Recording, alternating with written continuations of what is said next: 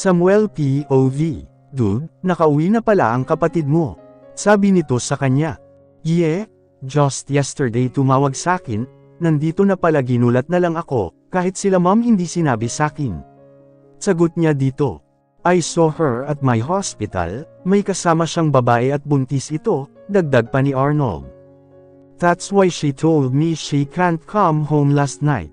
Yeah, maybe because she stayed at the hospital. But sino ang pasyente niya?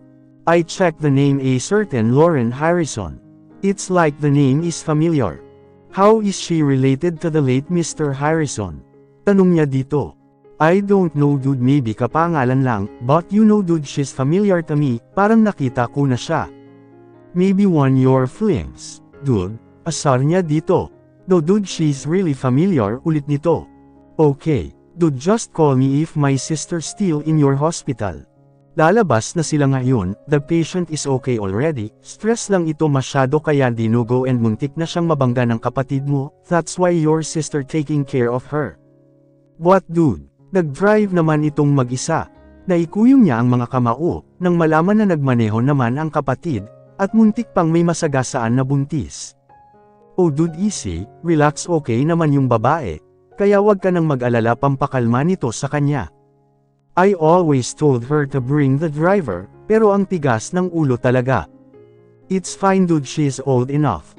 Just let her, baka mamaya pag pinagbawalan mo magrebelde pa iyon, kaya hayaan muna.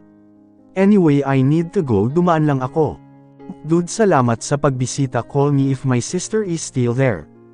Yeah, I will, sagot nito sabay labas ng opisina niya. He can't believe again, lagi na lang siyang sinusuway ng kapatid niya.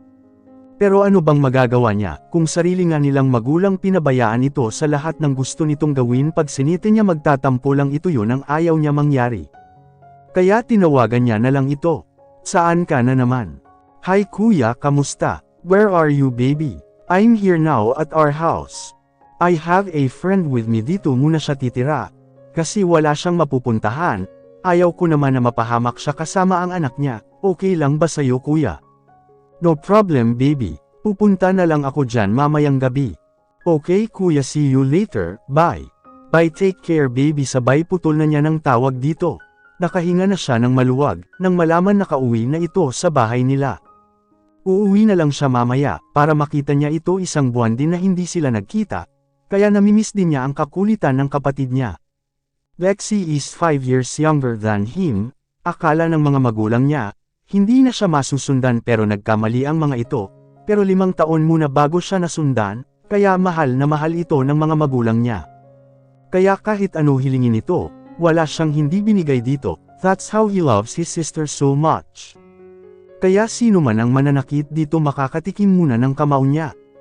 Nang makarinig siya ng mga sigawan sa labas, kaagad siyang lumabas at nakita niyang dinuduro-duro ng babaeng nakatalikod ang secret area niya. What's happening here? Sulpat niya sa likod ng dalawa. Your secretary don't want me to come in at your office. Ani ng babae. And who told you to come inside my office? Galit niyang sabi dito. Babe, please let me talk to you. Biglang malumanay na boses na sabi nito. The last time I told you I don't want to see your face anymore. And now you're here again. Get out now. No. I won't go out until you talk to me, pagmamatigas nito sa kanya. Miss Gopus, call the security and drag her out. And ban her inside my building, tell that to anyone, utos niya dito. Kaagad naman nagsidatingan ang mga security niya, at kinaladkad ang babae palabas ng building niya. Akala nito hindi niya alam ang motibo nito, kaya lang naman lumapit ito sa kanya na kung sakali makuha siya nito, maisasalba ang kumpanya nitong papalubog na, dahil sa ina nitong nalulong sa kasino. Ang dami niyang papeles na dapat asikasuhin at pirmahan, para makauwi siya ng maaga sa bahay nila. Parang hinihila ang mga paa niya, na umalis na at umuwi sa bahay nila, kaya iniwan na lamang niya ang mga gagawin, para umuwi na sa bahay nila. Dumaan pa muna siya ng cake house, at bumili ng paboritong cake ng kapatid. Pagkarating niya sa bahay nila, ay agad din siyang binuksan ng gate ng kanilang gwardya. Manong, nasaan ang Ma'am Lexi mo? Agad niyang tanong dito. Senyorito, nasa loob po ng bahay nagpapahinga po, sagot nito.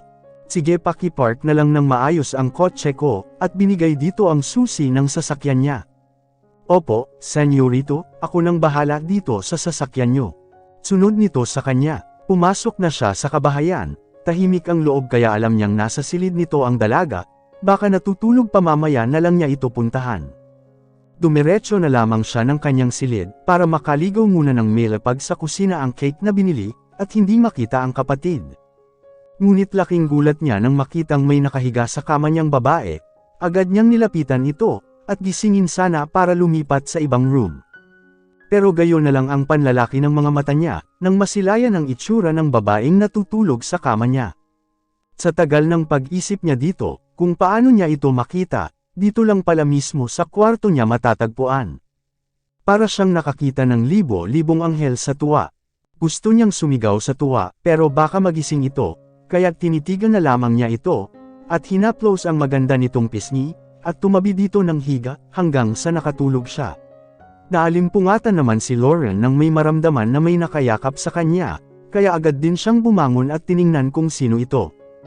Ganun na lang ang panlalaki ng mga mata niya, nang makita ang mukha ng taong nakayakap sa kanya. Hindi siya nagkakamali, ito ang lalaking kumuha ng kainozentihan niya, hindi siya makapaniwala na dito niya makikita ito ulit. Agad siyang bumangon, ngunit nakadagan ang isang binti nito sa kanya. Nagising naman ito nang maramdaman na gumalaw ang taong kayakap niya. Pasensya na nakatulog ako dito, ito kasi ang binigay sa akin ni Lexi na kwarto, kaya hindi ko alam kung kaninong silid ito, hotel niyang sabi dito ng damilat ito. At tumingin sa kanya, sobra-sobra na ang kabang nararamdaman niya, baka magalit ito sa kanya at paalisin siya. Paano na sila ng mga anak niya? Naiiyak na siya habang iniisip yun. Agad naman na-alerto si Samuel nang makitang tila naiiyak na ang dalaga, kaya agad niyang niyakap ito. Nanigas naman ang katawan ni Lauren, nang bigla siya nitong yakapin, hindi siya kaagad nakagalaw sa ginawa nito. Sorry kung nagulat kita, hindi lang ako makapaniwala na makita kita dito mismo sa kwarto ko. Ang tagal ko nang inintay na sana makita kita ulit. Hindi ko rin alam ang pangalan mo, kaya hindi ko alam kung saan kita ipapahanap. Tuwang-tuwa nitong Saad. Pero bakit mo ako pinahahanap? Tanong ng dalaga na mukhang naguguluhan pa. Lauren ang name ko, pakilala na rin dito. At nabuhayan siya ng loob, dahil hindi ito galit sa paghiga niya sa higaan nito. Simula nang magising ako ng araw na yun na may nangyari sa atin, at wala ka na sa tabi ko kinabukasan, hindi na ako nakatulog ng maayos. Ikaw ang laging pumapasok sa isip ko, nakangiti pa nitong Saad.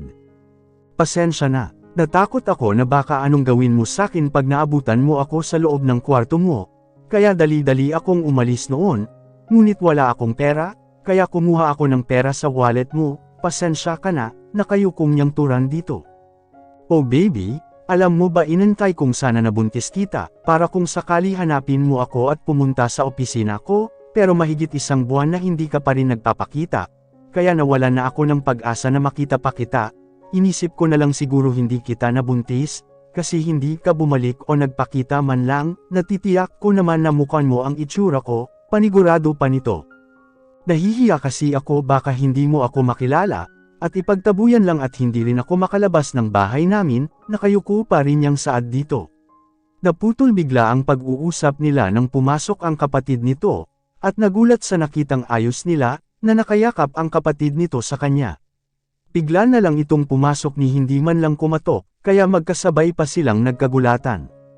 Noltulik niya tuloy bigla ang binatang nakayakap sa kanya. Sobrang pinamulahan na siya ng mukha sa tagpong naabutan nito.